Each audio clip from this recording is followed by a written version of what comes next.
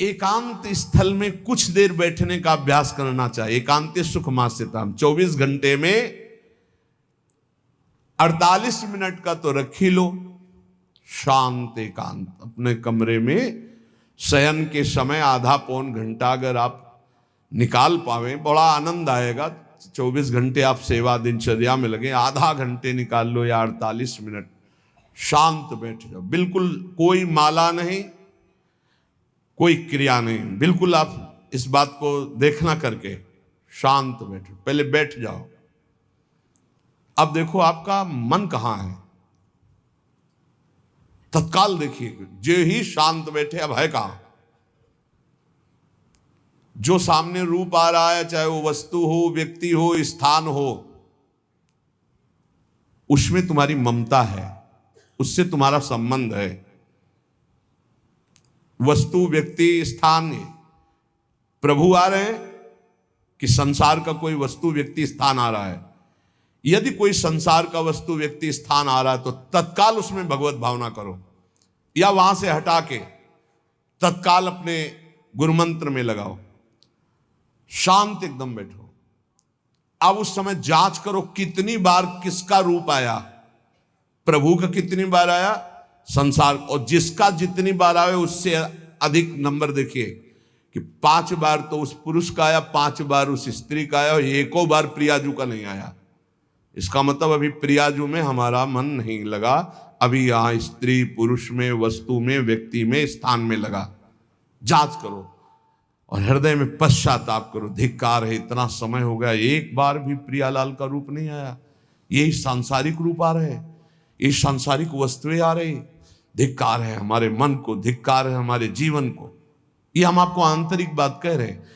पूज्य भाई जी महाराज, जिस समय मन को धिक्कार दिया जाता है, जलन होती है। जब जलन होती है तो निर्मल होता है, निर्मल होता है, निष्पाप होता है, मल भस्म होता है। जो ताप अंदर मन में होता है प्रायश्चित का, उससे अब बार बार सामने आपको जो गुरुमंत्र मिला है उसको लिखिए।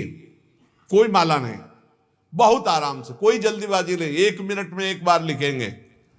यहां कोई संख्या हम नहीं बोल रहे, यहां कोई आपको नहीं कि 108 बार करना है कि 50 बार करना, 5 बार करो केवल। हम कह रहे 5 बार आराम से लिख रहे हैं।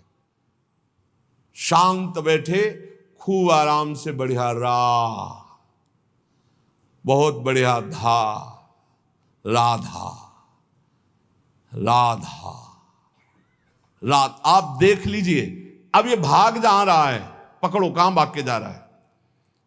इस वस्तु से क्या संबंध है, इस व्यक्ति से क्या संबंध है, कितनी बार इसको छुआ है, देखा है, भोगा है, मिले हैं, सूंघा है, कितनी जन्मों में। धिक्कार तुझे मन, जो तू राधा नाम को छोड़कर, प्रियाजू के इस अमृत में नाम को छोड़कर भाग रहा है। फिर उसे लाओ नाम में, फिर लाओ नाम में।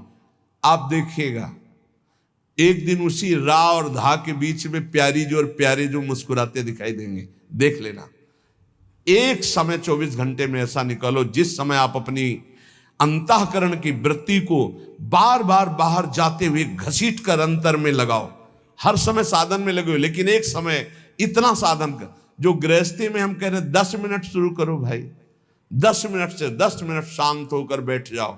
10 मिनट बैठने में क्या परेशानी। उस समय जांच करो, जहां जहां मन जाए वहां से हटाकर नाम में लगाओ।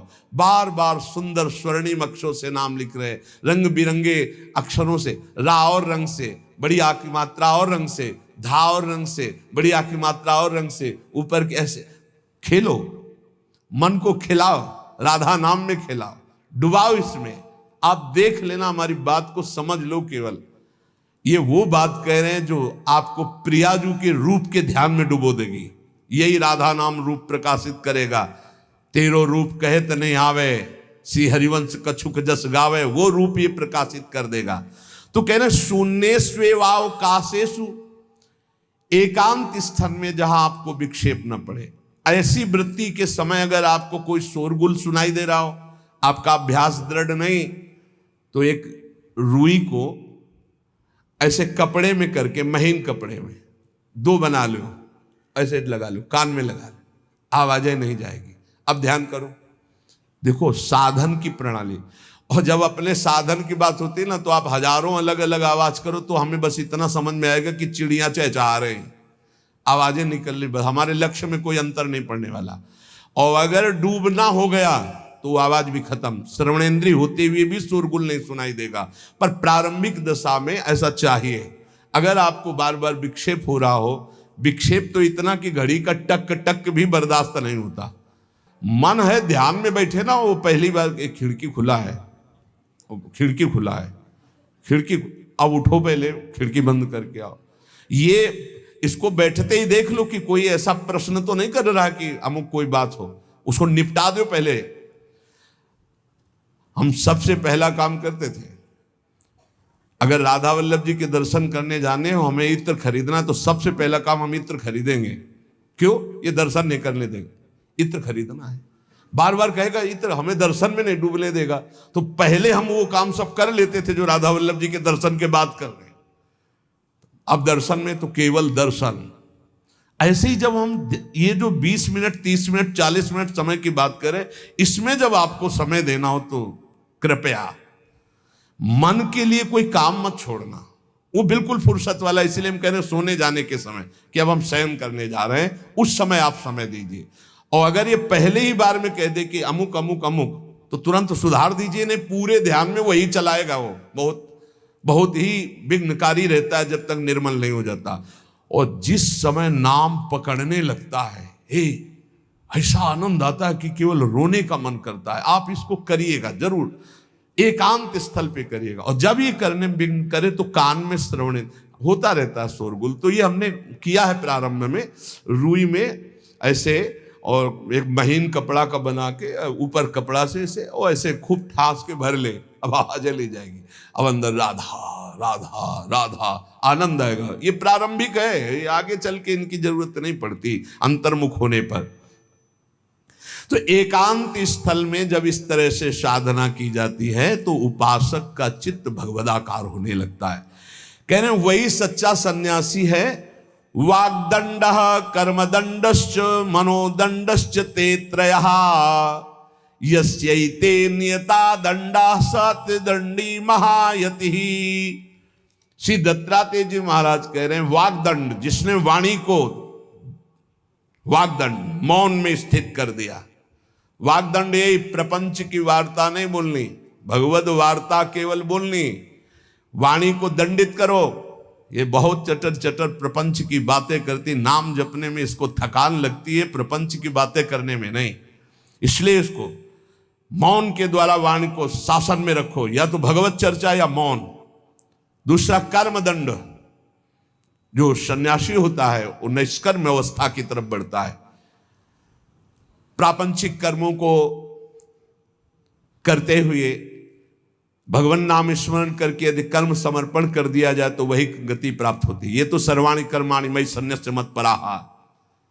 प्रापंचिक कर्म है, व्यापार नौकरी आदि नाना प्रकार के, लेकिन इन कर्मों को भगवत स्मरण करते हुए किया जाए, भगवत समर्पित कर दिया तो वही गति प्राप्त होती है जो निष्कर्म अवस्था को प्राप्त सन्यासी की होती है।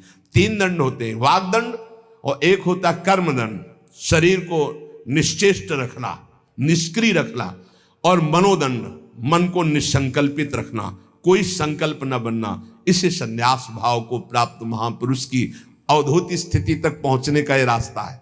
वाग्दंड, कर्मदंड, मनोदंड, वाणी को मौन के द्वारा, शरीर को निश्चेष्टता के द्वारा निष्कर्म स्थिति के लिए, और मन को निसंकल्पता के द्वारा, कोई संकल्प न बनावे, ऐसा का ऐसा, ऐसा नहीं, जैसा प्रभु जब चाहे जैसा, हमारा कोई संकल्प विकल्प नहीं।